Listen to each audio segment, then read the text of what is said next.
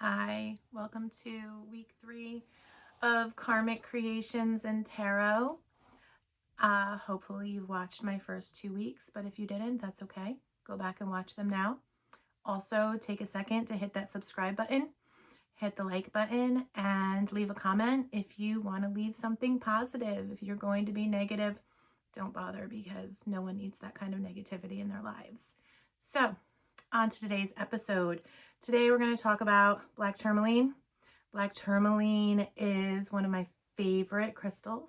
It's also the first crystal that I ever really had any kind of a connection with, and I'll tell you that story in just a few minutes.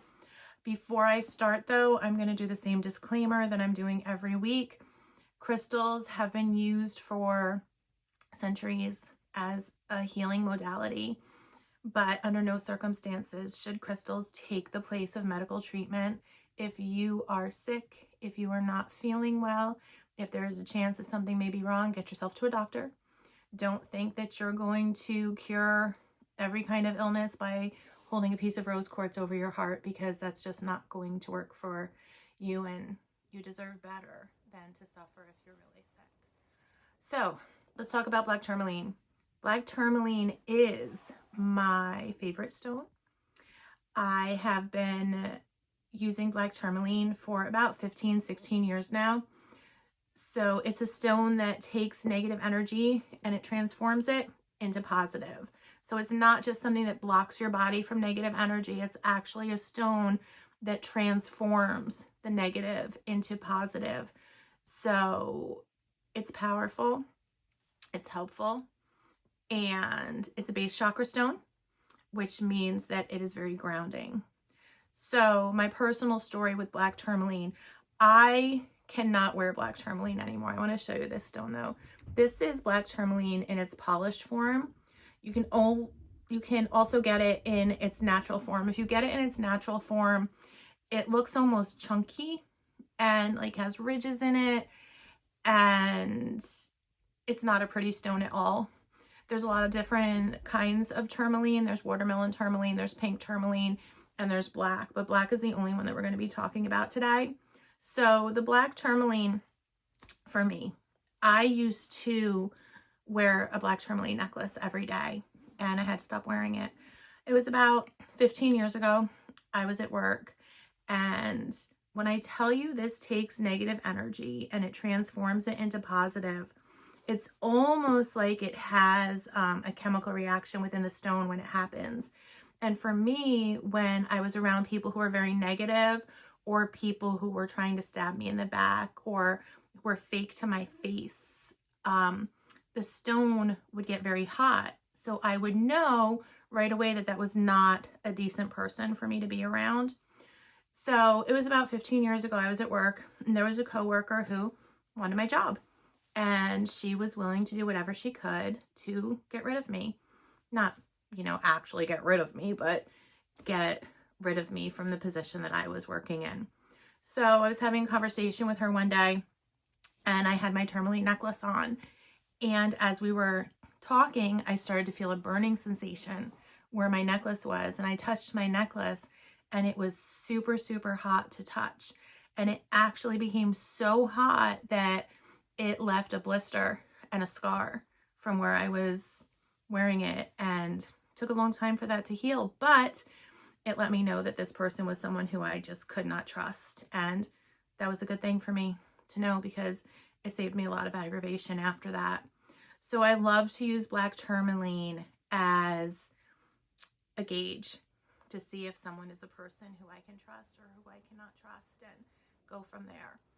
So black tourmaline, like I said, it takes negative energy, it turns it into positive energy, and it puts the positivity back into the universe. Black tourmaline is a wonderful thing to keep in your home. I have a string of black tourmaline that actually hangs by my front door, and the intent of it is to shift the energy of anyone who walks through my front door. If someone comes into my house with negativity, the tourmaline, it transforms that into positive, and then it reflects it from the window back into the house. And we have a really positive home at this point, and I attribute a lot of it to having the tourmaline right by my front door. Tourmaline is also an amazing stone to protect you from psychic vampires. If you don't know what a psychic vampire is, a psychic vampire is a person who they want to steal all the happiness from your soul, and they get into your head and they make you doubt yourself. And it's like they feed off of your positive energy and they leave you with nothing. They leave you feeling sad and they leave you feeling desolate and they leave you feeling really, really negative. So black tourmaline is a shield for that. I call it a soul sucker shield. And it protects you from people who do not have your best interest at heart. Black tourmaline is also great for people who have a lot of paranoia. If you have a fear that people are always out to get you. And I know that's what my story that I told a few minutes ago sounds like, but my story was real. But if you have a lot of paranoia, if you have a lot of self-doubt, this is going to turn that self-doubt into positive thoughts. It's going to encourage positive talk. And that's going to change your mindset, and it's going to put you in a better place and make you a more positive, happy person. So black tourmaline is amazing for changing your life, changing your attitude, changing the energy around you. If you work in a toxic work environment, have one of these stones on your desk. It's going to help make a difference when anyone engages with you. It also helps when you're on the phone with someone. It's going to shift that energy. It's going to shift that energy that's around you. Can black tourmaline change another person? Maybe. You could gift a piece of black tourmaline to someone who's really negative and see if it makes a difference in their life, see if it makes a difference in their personality. Sometimes people just need some kind of a tool to change who they are, to make them a better person.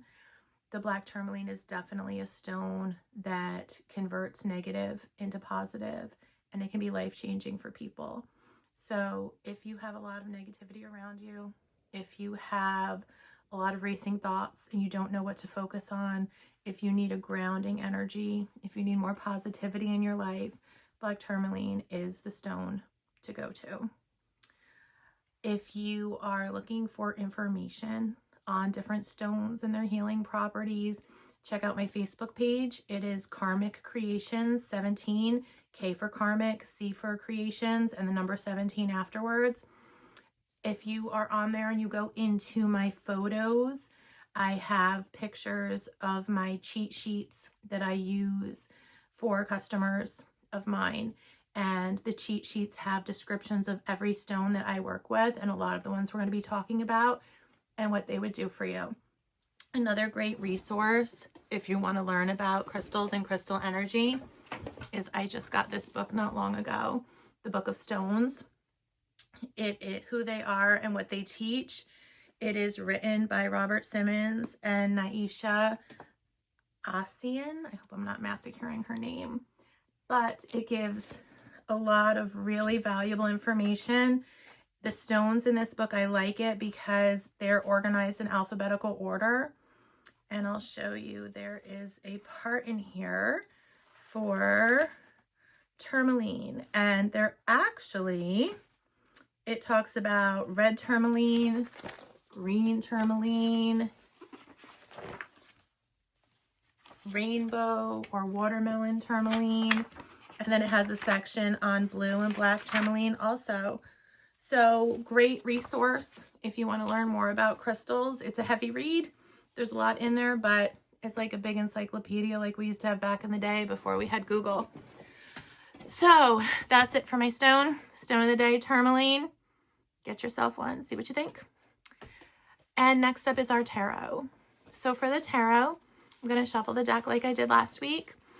And I know it seems like I'm talking a little fast, but as I said before, I'm not into these big, lengthy podcasts, these people who listen to themselves talk for 3 hours. If you can do that, hey, more power to you. I don't have that kind of attention span. I'm good for 10 or 15 minutes, and then I need to move on. So right now what I'm doing is I'm shuffling my deck of tarot cards because every show ends with a tarot card where I tell you the meaning of the card. Last week, the card was 3 of Swords, and some people told me that I got a little dark when I was talking about the 3 of Swords. Not one of my favorite cards. When I read tarot, I always try to find the positivity in whatever card or whatever reading I'm doing. But that Three of Swords, man, I just can't find the positive in it. So anyway, I am shuffling this deck. When the cards are sticking together, then I'll know that we're done. Right now they're still shuffling, so it's not ready for me. And as I said that, it makes it really hard to put it through. And now I'm going to divide the deck into 3 piles. Choose the top pile that feels the best for me. And let's see what the card is. This card, the Hierophant. This is a card that is a Major Arcana card. It's number 5 in the Major Arcana. You can see how beautiful that is. I'm using the traditional Rider-Waite deck, which, as I said last week, it is the like the Holy Grail of the tarot. It's the deck that brought tarot into the mainstream. It is probably the oldest deck that there is. But the Hierophant, when I see this in a reading, I generally feel that the person who I'm reading for has so much going on in their lives, and they're feeling overwhelmed, and they're feeling like they don't know what to do, and they're just searching for answers, which makes sense because a lot of people will come for a tarot reading. It's because they're searching for answers. But in this case, this person needs to let go. They need to let go of their worries. They need to let go of everything that is weighing them down so horribly. And when I was a little girl, my grandma, she was very religious. She was Catholic. She went to church every Sunday. I think she went to church every day of the week, actually. And when I would be upset when I was a little girl, I remember her telling me that when I went to bed at night, to just give it to God and then wake up in the morning and you'll have a fresh outlook. And I feel like that's what this card is. A lot of people who are learning about tarot, they don't believe in a specific religion, but my advice when you see this card is give it to spirit, give it to the higher power, trust that the universe will provide. And when you go to bed at night, let it go. Give it to the universe and take it back in the morning if you're ready for it. If not, let it fly free and just let your burdens go away. Let your worries go away. That's how I interpret this card. So you have to understand that with tarot, yes, it tells a story. It tells its own story. There are different interpretations for tarot depending on who's doing the reading, depending on the person's background, depending on the person's training. I went through an extensive tarot training at a pretty well-renowned place. So I'm very confident in my reading. I'm confident in my intuition. I'm confident in what I say these cards mean. If you want to learn tarot and you don't want to trust what I'm saying, which is cool, I recommend this book. And this book is Tarot for Dummies. And people see this book and they're like, yeah, okay, that's really cool, whatever. But what I love about this book is that it is broken down into different sections. So it has the Major Arcana cards where it talks about what they are. It talks about the Hierophant, which is the card that we have right here. And that's number 5. And I'm going to tell you what it says in here to see if I am right. So let's see. Asking for inner guidance, which is a lot of what I just said to you. So that's what it says to do. But what I like about this too is this gives you questions to go through for each tarot card that helps you interpret it a little bit better.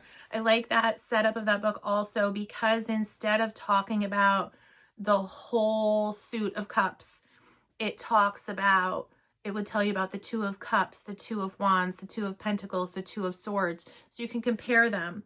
And then it goes on to the 3s and the 4s and so on and so on. So I like the setup of that book, even though it's called Tarot for Dummies. It's really not for dummies. It's for anybody who really wants to learn. But now, I have been talking for the last almost 15 minutes. Goodness gracious, how can you even listen to me for that long? So I am going to wrap it up. Next week is a new week. Next Sunday, we'll be learning about another crystal and another tarot card. Thinking for the crystal next week, I'm going to talk about rose quartz. A lot of people love rose quartz. A lot of people feel rose quartz is their favorite stone. I personally am not a fan of rose quartz, but you have to wait till next week to find out why. I'll talk to you guys next week. Thank you so much. And again, hit that subscribe button so I know that I'm being appreciated. Talk to you soon.